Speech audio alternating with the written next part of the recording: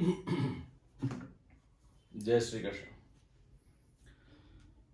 आज हम सीखेंगे एक ऐसे खनिज द्रव्य, ऐसा जल और ऐसा एक लिक्विड बनाने का जिससे कि हमारी फसल में सभी तरह के पोषक तत्वों की पूर्ति होगी, सभी तरह के जीवाणुओं की पूर्ति होगी, जिसको आप कह सकते हो कि वो सभी चीजों का एक पूरा मिला जुला एक कंपोजिट घोल होगा, जिसको हम किसी भी फसल में, किसी भी फल में, सब्जी में और दूसरी किसी भी गेहूं में,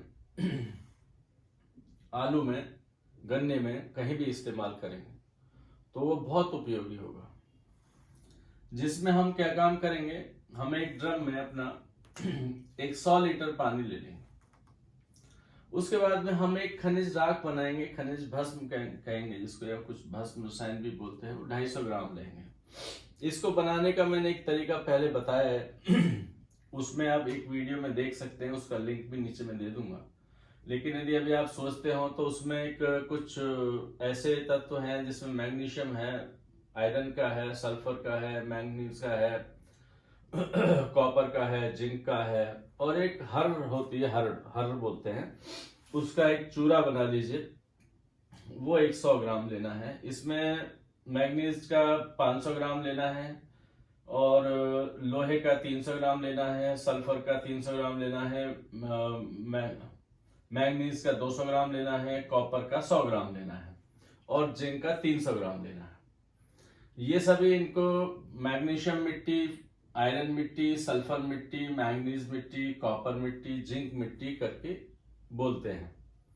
जो वैसे तो इसके जहां खदाने हैं वहां से ये मिट्टी मिलती है, और यदि कहीं से ना मिले तो आप क्या काम कर सकते हो, ये अपने बेलजी भाई की एक वेबसाइट है, राह क्रॉप प्रोड्यूसिंग कंपनी, वो भी उपलब्ध कराते हैं किसानों को, जो www.esolyf.com से ले सकते हैं, जिनको और जगह से उपलब्ध नहीं हो। अलग अलग भी ले सकते हैं, इकट्ठे भी ले सकते हैं। उसमें नमक 6 किलो करीब लेंगे, 6-7 किलो। एक खोल का चूरा लेंगे जिसमें नारियल, अखरोट, बादाम वगैरह जो निकालने के बाद में बचता है, उसको लेके अच्छे इमामदस्ता में कूट लीजिए, और उसका एकदम पाउडर जैसा बन जाएगा तो वो 1 केजी ले लीजिए। 100 ग्राम सुहागा लेना है, जिसमें चाहो तो फिटकरी को तवे पर रख दीजिए 100 ग्राम, वो अपना लिक्विड बनेगी, फिर उसका पाउडर बन जाएगा, वो आप 100 ग्राम ले लें। ये सभी लेने के साथ में आप एक मटका ले लीजिए, उसके अंदर में वो सारा भर दीजिए, उसके मटके को, ढक्कन को बंद कर दीजिए। बंद करने के लिए चाहो तो एक चिकनी मिट्टी का घोल बना के, पेस्ट बना के, उसके साथ साथ पूरा उसको टाइट कर दीजिए।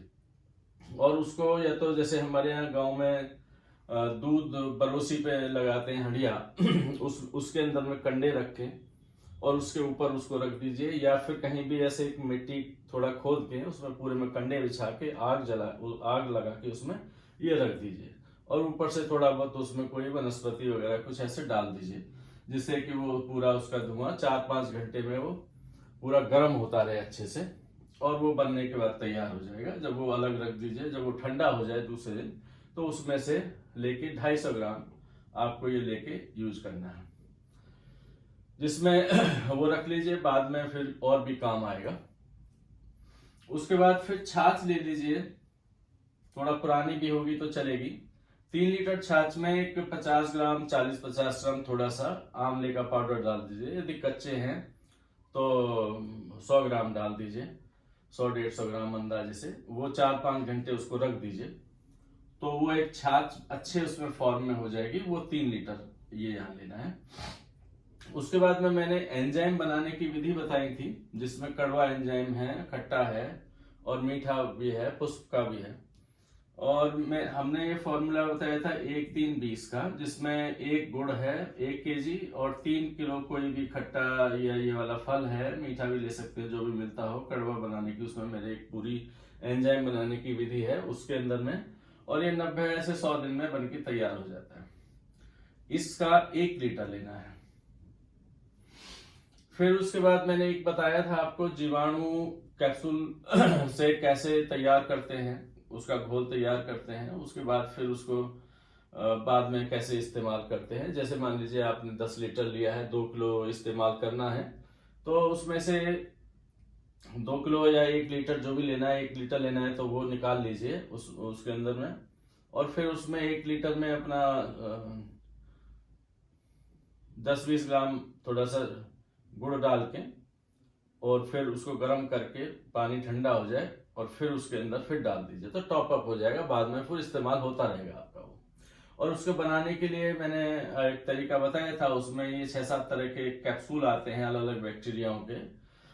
वो उसमें क्या काम करिए, 10-11 लीटर पानी लीजिए मटके के अंदर में, और उसमें 100 ग्राम गुड़ डाल दीजिए, गर्म हो जाएगा अच्छे से, और ये उसके बाद फिर उसको ठंडा होने के लिए रख दीजिए। जब ठंडा हो जाएगा तो ये 7 तरह के कैप्सूल आप उसमें डाल दीजिए। ये सभी 7 तरह के कैप्सूल अलग अलग बैक्टीरियाओं के हैं, जिसमें नाइट्रोजन का, फास्फोरस, पोटास, जिंक और इन सभी चीजों के बैक्टीरिया होते हैं।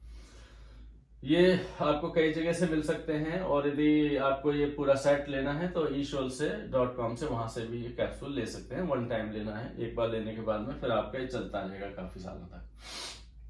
फिर खराब हो जाए, ठीक ना हो तो फिर ले लीजिए, तो एक बार तो ये सबसे अच्छी चीज है। तो ये बैक्टीरिया भी हो गए, और इसमें ये तत्व भी यहाँ पे हो गए, खनिज तत्व भी पैदा हो गए इसमें। तो उसमें से आपने क्या करना है, उस फिर क्या काम करिए, ये घोल, ये मटके का घोल तैयार हो गया, तो उसके अंदर में फिर आप उसको, ये वाले ये जो तैयार हुआ है इसमें से 100 ml लीजिए और 10 लीटर पानी ले लीजिए। 10 लीटर पानी में 100 ml ये डाल दीजिए, और एक 10 ग्राम गुड़ डाल दीजिए इसमें, और इसको भर के रख दीजिए 6-7 दिन के लिए। इसको फर्मेंट हो जाएगा, तो ये 10 लीटर ये पानी आपका जीवाणुओं का पूरा पानी तैयार हो जाएगा। ये आपने यहाँ यूज करना है, इसमें से 1 लीटर लेके 100 ml लेके, सॉरी। और फिर उसके बाद छाया में आपने रख दिया उसको 5-6 दिन के लिए। फिर ये सब सामान क्या काम करिए, एक बड़ा ड्रम लीजिए, उसके अंदर में 100 लीटर पानी भर लीजिए। 100 लीटर पानी भर के ये सारी चीजें इसमें डाल के पूरा अच्छे से इसको घुमा दीजिए, घोल तैयार हो जाएगा। और फिर इसको आप कहीं भी छाया में ढक के किसी भी बोरी वगैरह से रख दीजिए, तो 5-6-7 दिन के अंदर में ये पूरा फर्मेंट होके आपका ये पूरा एक खनिज का द्रव्य बैक्टीरिया के साथ तैयार हो जाएगा। अब इस पे प्रयोग कैसे करना है, प्रयोग करने के लिए आपने स्प्रे यदि करना है तो क्या काम करिए, इसका 50% ले लीजिए और 100 लीटर पानी ले लीजिए अलग से, उसके अंदर में मिला दीजिए, मिला के और आप उसे स्प्रे कर दीजिए, तो आपके इसमें बैक्टीरिया की पूर्ति हो जाएगी और ये खनिज तत्वों की भी पूर्ति हो जाएगी। और सिंचाई के अंदर जाना है तो पूरा उसमें वेंचुरी के थ्रू या ड्रिप के थ्रू उसको पूरा सिंचाई के साथ में जाने दीजिए, तो इसके अंदर में सभी जीवाणुओं की पूर्ति हो जाएगी, सभी तत्वों की पूर्ति हो जाएगी। तो ये बहुत कारगर है, फलों के ऊपर बहुत अच्छा है, सब्जियों पे अच्छा है, सभी किसी भी फसल के अंदर अच्छा है, मिट्टी को बहुत अच्छा बनाएगा, हमारी फसल को बहुत स्ट्रांग बना देगा, जिसमें पाले ठंड वगैरह से भी उसको परेशानी नहीं होगी, और सभी जो भी फल होंगे वो स्वादिष्ट होंगे और तंदुरुस्त होंगे। इसमें और कहीं आपको पूछने की जरूरत हो, कहीं कुछ कमी बेसी लगे तो आप जरूर मुझे मैसेज करिए, नीचे लिख दीजिए, तो मैं आपको इसका उत्तर दूंगा। ठीक है, जय श्री कृष्ण।